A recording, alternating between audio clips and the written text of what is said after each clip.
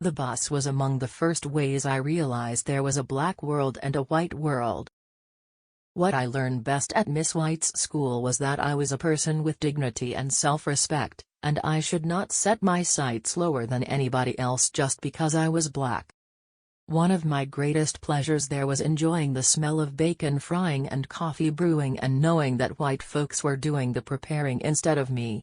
I was 42 years old, and it was one of the few times in my life up to that point when I did not feel any hostility from white people. We had a saying that we worked from can to can't, which means working from when you can see, sun up, to when you can't, sun down. It was just a matter of survival, like getting off the road, so we could exist from day to day.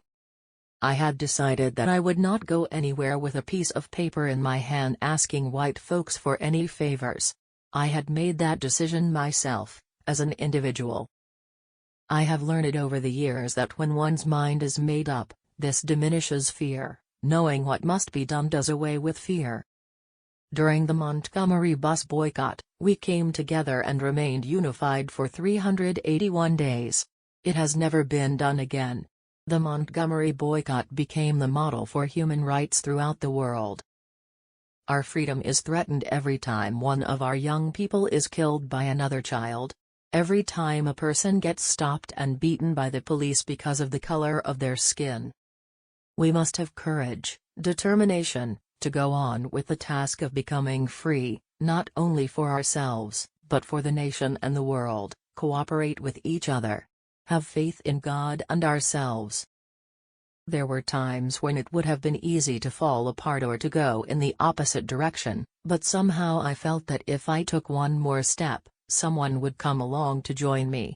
I do the very best I can to look upon life with optimism and hope and looking forward to a better day, but I don't think there is any such thing as complete happiness. Differences of race, nationality or religion should not be used to deny any human being citizenship rights or privileges. Have you ever been hurt and the place tries to heal a bit, and you just pull the scar off of it over and over again?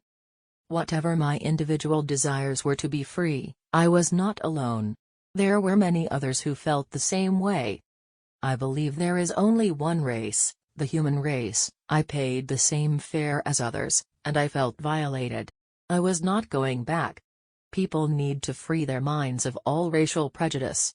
I see the energy of young people as a real force for positive change. What really matters is not whether we have problems, but we go through them. We must keep going on to make it through whatever we are facing.